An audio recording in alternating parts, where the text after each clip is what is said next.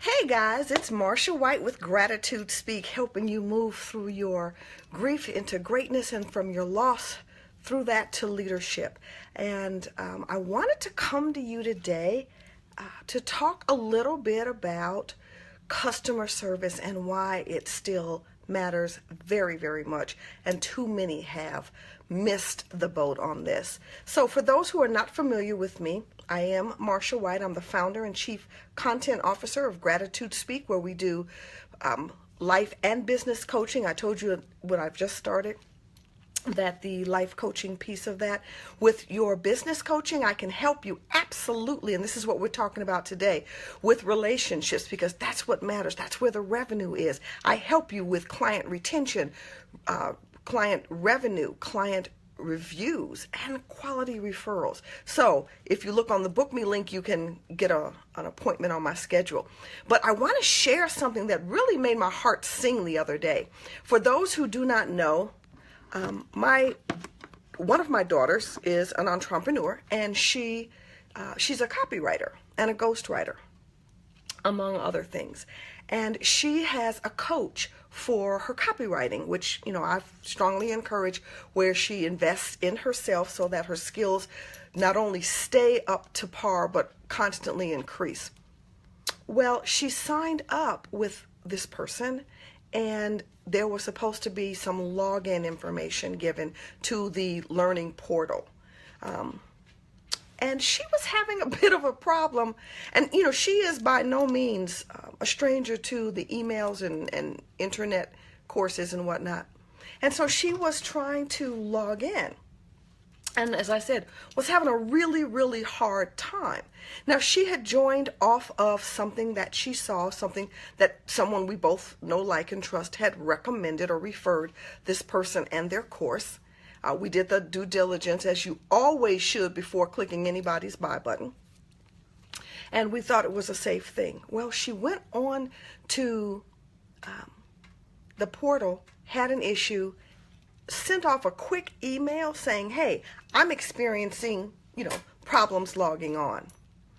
She walked away from her phone, and I saw her turn right around, and the phone was ringing. And when she came back out of her office, she said, you're never going to guess what happened and who that was. And I said, what? And she said, that was the coach on the phone.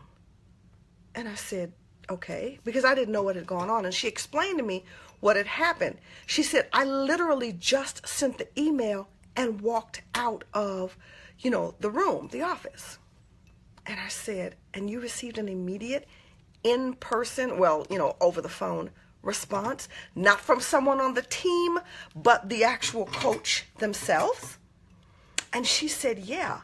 And so not only did the coach respond personally, but, and this is someone who is well respected, a multi, six-figure earner year after year after year, but really stands by the adage that it is all about the customer, the client, whatever, the patient, the tenant, whatever it is, which is exactly what I teach, because we've become too much of a culture of hit it and quit it, wham, bam, thank you, man. And yes, that's the language of the streets. I'm on a personal mission, as many of you all have laughed at me, but I'm so serious. I am so sick of the business booty calls, where you get the money, you get the business, and then you are out the door. And yes, for those who may be wanting to take that, that's a registered hashtag, so you can put, stop business booty calls. This person has gone up, I don't know how many levels, not even notches, on my personal radar, on my personal scale, because they get it.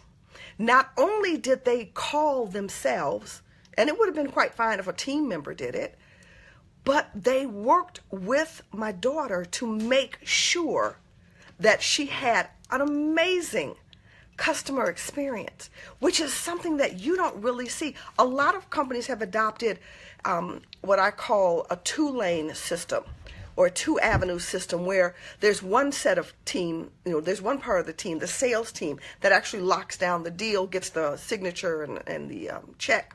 And then you don't see those people anymore because you're handed off to a customer service department, and you can literally get caught up in voicemail hell where it's, press 1 to talk to somebody about this and press 2. I mean, we've all done it. We've all been involved in it. We don't have to talk about that. You know how frustrating that can be. But really, to get a live person that calls you, you don't have to call them. What? That is phenomenal in this day and age. And that is one of the things that I stress, because for most of you all know, I'm pretty old school in a lot of things. I can talk, modern jargon. I can get with whatever programs and vernacular and language I need to. But at my heart, I remember the days when a handshake really meant it was your bond. I remember the days when you walked the customer through that transaction start to finish, and you kept that because you kept up with them. That's one of the things that I specialize in my business training. And it's not something that I had to learn from a book or learn from a course. This is how I ran a successful sales career for over 10 years. And let me tell you something, when you are a commission only salesperson, as I was for the company I once worked for, they don't keep you around unless you are making them money, because what you make is minuscule compared to what they're making. And so I was there over 10 years, but there's times when that opportunities have come to an end and new chapters open. So that's water under the bridge. But in the meantime, I'm so passionate, I guess, about what it is that I do and what I teach, because I know it works, because I still have relationships with former clients, and I've not been at that company for a while. But because I know how to treat people, and I made them realize, to me, they were more than the signature on the check and the signature on the contract. And that's an important note.